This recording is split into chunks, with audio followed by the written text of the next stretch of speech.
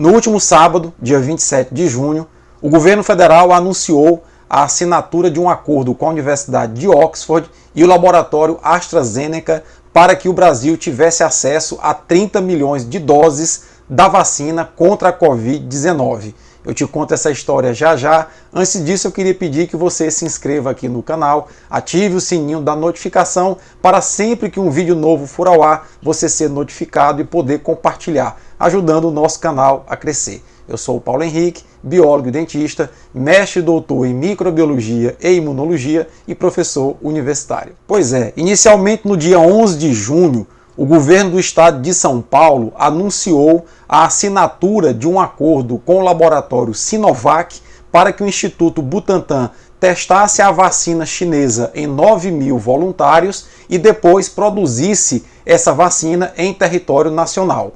Mais ou menos 2 semanas depois, o governo federal anunciou no último sábado, dia 27 de junho, a assinatura desse importante acordo com a Universidade de Oxford e o laboratório AstraZeneca para a produção da vacina contra a Covid-19 também em território nacional.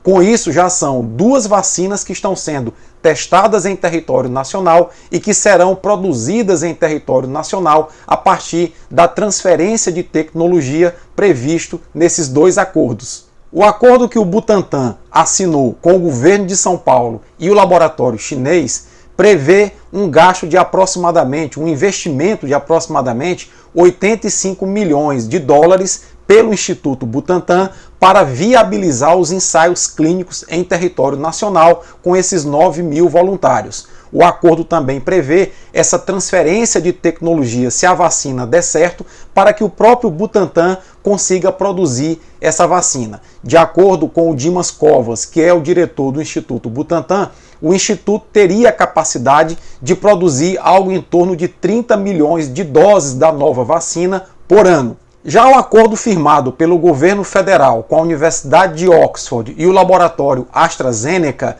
envolve a Fiocruz na unidade Biomanguinhos, no Rio de Janeiro, e a Fiocruz teria a capacidade de produzir outras 30 milhões de doses da vacina contra a Covid-19. Com isso, esses 2 institutos juntos produziriam algo em torno de 60 milhões de doses por ano das 2 vacinas. O acordo assinado com a Universidade de Oxford prevê que essas 30 milhões de doses, caso a vacina dê certo, sejam distribuídas em 2 lotes. Um lote de 15 milhões de doses em dezembro de 2020 e um lote de 15 milhões de doses em janeiro de 2021. Inicialmente seriam vacinados as pessoas que estão no grupo de risco ou nos grupos de risco, profissionais da área da saúde e profissionais da segurança. Bom, e a grande pergunta que se faz a essa altura é: se tivesse uma coordenação central, uma coordenação do governo federal na articulação da aquisição dessas vacinas e da transferência de tecnologia para que nós produzíssemos nossas próprias vacinas, será que o cenário seria outro? E eu começo a te responder dizendo o seguinte: no Brasil existem, além do Butantan e da Fiocruz, pelo menos outras 5 instituições com pesquisadores altamente capacitados e técnicos altamente capacitados. Na minha concepção, se o governo federal tivesse estruturado um plano de ação integrada, nós poderíamos ter aí pelo menos 7 instituições nacionais aptas a começar a produção das vacinas. Talvez uma ou outra necessitasse da aquisição de equipamentos, aquisição de insumos, mas o fundamental é que o pessoal técnico qualificado para a produção das vacinas em território nacional nós temos para além do Butantan e para além da Fiocruz. Eu citaria, por exemplo, aqui os laboratórios de microbiologia e imunologia da USP, da Unifesp, da Unicamp, da própria Fiocruz de Minas Gerais, da UNB, que possuem pessoal técnico qualificado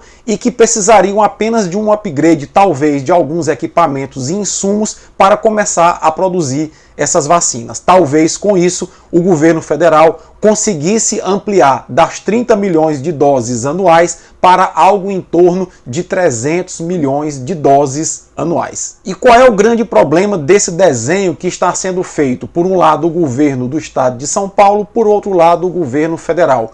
É que nós estamos dividindo forças para o enfrentamento da Covid-19, quando na verdade nós poderíamos estar aglutinando forças caso existisse um governo federal que fosse o articulador de todo o processo. Eu cito como exemplo os Estados Unidos da América. Lá, cada estado não está procurando a sua solução. Existe um plano integrado com uma equipe técnica liderada pelo Dr. Tony Fauci e o presidente Donald Trump comprou 300 milhões de doses para imunizar os Estados Unidos inteiro. Não existe cada governador de estado trabalhando individualmente. Lá existe um plano articulado para o enfrentamento da crise, coisa que aqui no Brasil nós estamos longe de ter. Aqui, basicamente, cada um quer ser o pai político dessa criança para que se colha os dividendos políticos no futuro próximo. E isso é muito ruim para o enfrentamento dessa doença. Da mesma forma, todas essas instituições, Fiocruz Biomanguinhos, Fiocruz Minas Gerais, USP, Instituto Butantan,